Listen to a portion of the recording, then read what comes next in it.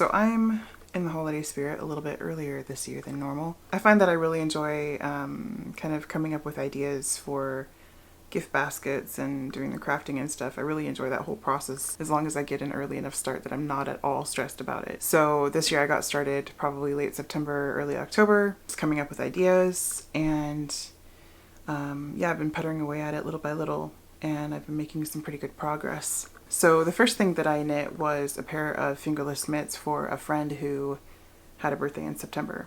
This was not a Christmas gift, but I do plan to make another pair for someone for Christmas, so that's why I'm bringing it up. I don't have the mitts with me anymore. I gave them to him for his birthday, but I did take notes, and if the next pair that I make turns out well, then I plan to post the pattern notes up on my blog.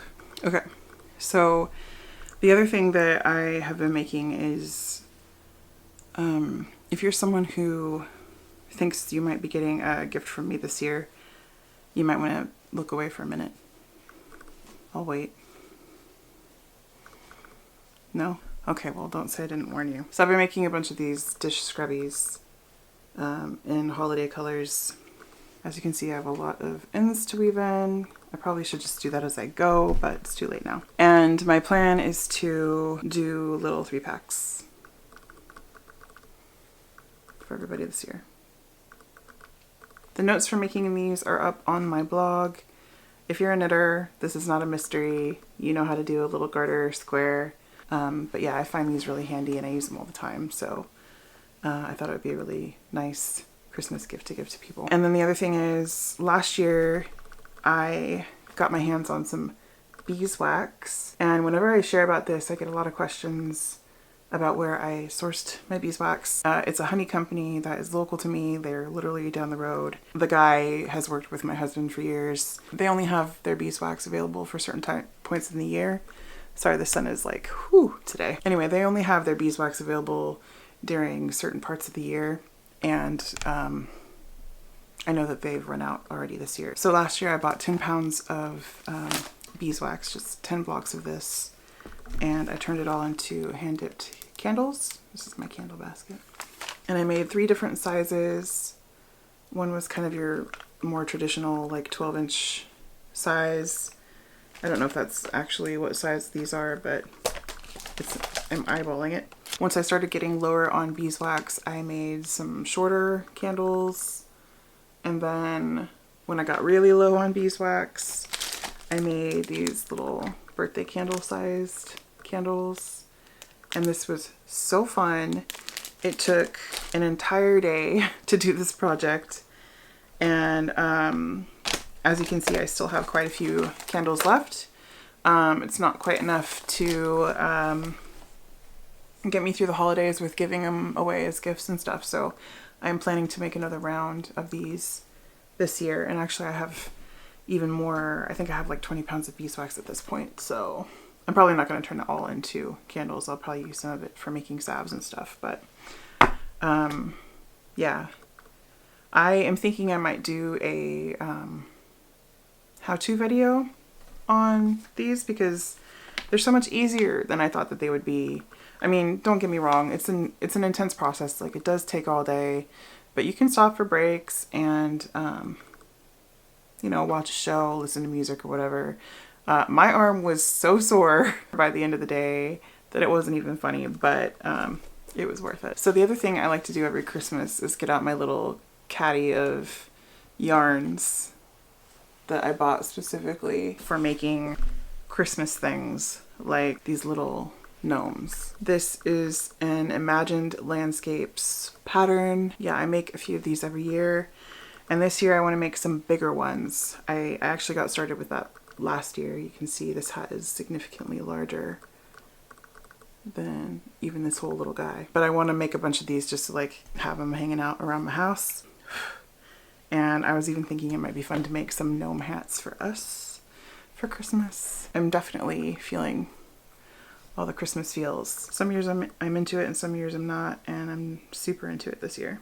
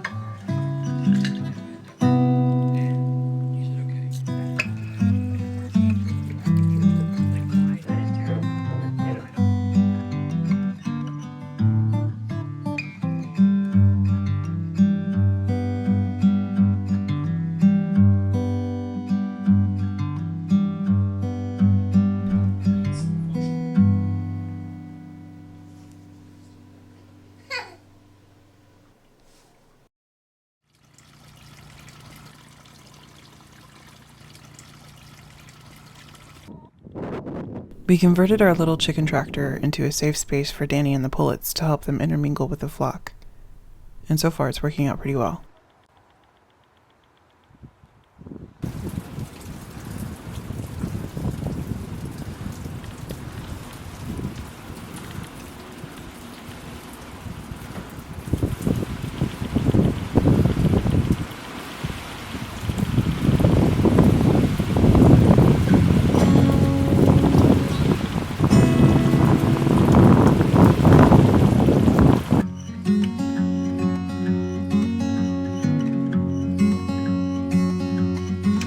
Breeding season has officially begun for the goats. We think we successfully got Fern and Fig bred to our buck Thomas in early October. If so, we'll be on baby watch in late February and early March.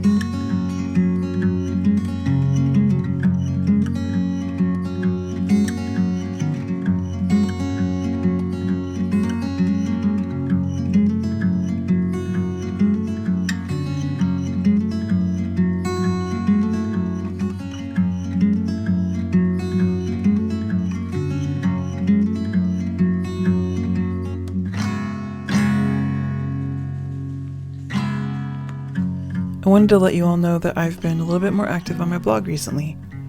I've been posting some more of my favorite well-worn recipes and some garden notes, so visit my website if you'd like to check it out. I'll link it in the description below. One more thing before I go. I'd like to announce that the Broth Academy by Kelsey of Families Who Cook is now open for enrollment as of today, and it will only be open for a few short days. If you saw my last video, you know how much of a game changer Kelsey's program was for me, and how excited I am for this year's updates. So I'm going to leave a link for her Broth Academy in the description below for anyone who's interested.